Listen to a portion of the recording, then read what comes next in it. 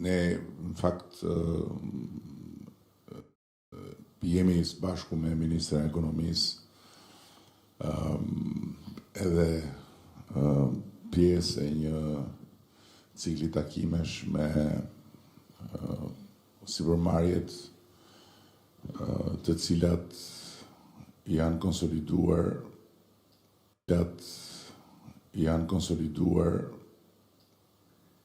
kanë një raport absolutisht shëmbullor me shtetin në aspektin e taksave, në aspektin e sigurimeve shoqërore dhe shëndetësore, dhe si sot në këtë kompani, si në shumë kompani tjera, ka vende pune të cilat paguen absolutisht njësoj si në Europë. Dhe natyrisht, kur them në Europë, kam parasysh Europën fqinje, nuk kam parasysh Francën apo Gjermaninë, po patjetër kam parasysh Greqinë, kam parasysh Kroacinë, kam parasysh një sër vendesh. Dhe nga ana tjetër, duke qenë se së bashku me ministren kemi dëshirë të flasim për se si gjithë ky realitet transformues edhe në sektorin e ndërtimit mbështet rritjen e vet tek ekonomia që rritet. E pam tudhës që t'i kërkojmë themeluesit kompanisë edhe prezantimin e projektit të ri, dhe kështu bëjmë një diskutim dy anësh, nga njëra anë çfarë është bërë deri tani, dhe nga ana tjetër një projekt që është një ambicie e të ardhmes, edhe që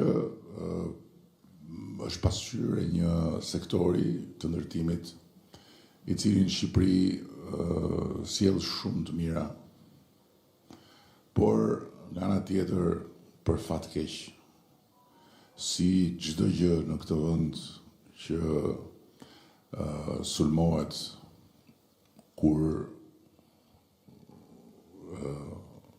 shfaqet me sukses, që goditet kur shfaqet si ndryshim, që mbulohet me balt kur shfaqet si një shenjë e të nesërmes, është një sektor që merr në mënyrë të vazhdueshme goditje, sulme, balt, dhe që lëndon një numër të madh protagonistësh të tij. As nuk e vën diskutim që edhe në sektorin e ndërtimit, si në çdo sektor tjetër, ashtu si kundër në Shqipëri, si në çdo vend tjetër, përfshirë edhe vende që na bëjnë leksione neve, ka probleme, dhe problemet këtu në Shqipëri patjetër që janë më të mprehta në disa raste se sa që janë në vendet tjera. As nuk e vën diskutim që jo çdo gjë në sektorin e ndërtimit është e pastër, është e qartë si drita e diellit dhe është e çmuar si derisa e dhjetra mira njerëzve që japin jetë këtij sektori. Por ama që këtë sukses evident të Shqipërisë, që këtë transformim të Shqipërisë që sektori i ndërtimit e bën të dukshëm, të prekshëm, menjëherë sapo dikush vjen në Shqipëri, ta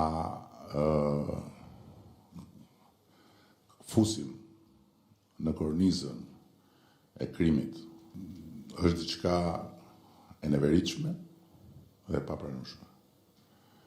Jaku është njëri nga ata që janë pas këtyre projekteve. e kanë të vështirë të tjerë që vinë na vizitojnë, që të besojnë si ka mundësi që Shqipëria mund të bëjë ndërtime të tilla, po punë e madhe fort se kanë vështirë. Ka shumë arsye pse Shqipëria mund të bëjë ndërtime të tilla dhe janë arsye lehtësisht të lexueshme nga të gjithë ata që duan të lexojnë ashtu siç janë. Është e pamundur për disa që ta pranojnë suksesin e Shqipërisë, po punë e madhe fort. Por ama është e pamundur për ne që të pranojmë që shumica dërmuese atyre që investojnë në ndërtim të futen në thesin e baltës për disa që mund të jenë patjetër ashtu siç thuhet, po jo për të gjitha. Dhe ka disa fakte të rëndësishme për t'u nënvizuar. Vetëm nga ky projekt, ende pa filluar puna. Bashkia e Tiranës ka marrë 14 milion euro taks vetëm nga ky projekt. 14 milion euro janë një shumë e konsiderueshme. Ndërkohë që në këtë projekt, nga ky projekt, kur të bëhet realitet, qyteti do fitoj, komuniteti do fitoj çerdhen, do fitoj kopshtin, dhe ndërkohë Bashkia e Tiranës mund të fitoj edhe një shkollë, sepse angazhimi i investitorit në këtë rast është që të ndërtojë dhe shkollën në momentin që do t'i jepet trualli për ta ndërtuar. Dhe në këto 14 milion euro janë edhe pjesa që shkon tek 3% për strehimin. Pra, kush investon në këto projekte, natyrisht investon për një vlerë të shtuar, nuk diskutohet. Pa diskutim që këto apartamente nuk i blen dot asnjë i varfër dhe asnjë njeri që thjesht jeton me një pagë të ulët apo mesatare. Por ama nga ndërtimi i këtyre apartamenteve, Bashkia e Tiranës dhe bashkitë që ndërtojnë të tilla marrin një taks që është 3% vetëm për fondin e strehimit për të ndërtuar dhe për të investuar në skema të strehimit social dhe të strehimit të përballueshëm. Pra këto ndërtime kontribojnë edhe për strehimin e përballueshëm.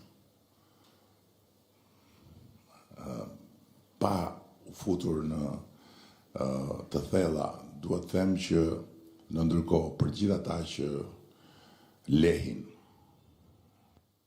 në çdo gjuhë që lehin, nga shqipja deri në anglisht edhe në gjuhë të tjera, dhe që menjëherë nxitojnë ta korrizojnë këtë transformim të Shqipërisë dhe Tiranës si transformimin e krimit. Sot që flasim, ky projekt ka 350 apartamente të porositura nga vetëm diaspora shqiptare dhe që janë të porositura dhe nuk paguhen me cash, që t'jemi shumë qartë, po paguhen me bank. Paguhen me bank.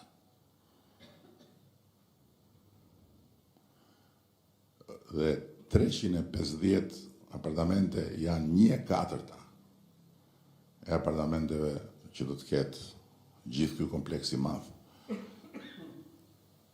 Dhe sot janë të porositura dhe të kontraktuara. Prandaj është shumë e rëndësishme që në një moment caktuar, her pas here njerëzit të informohen.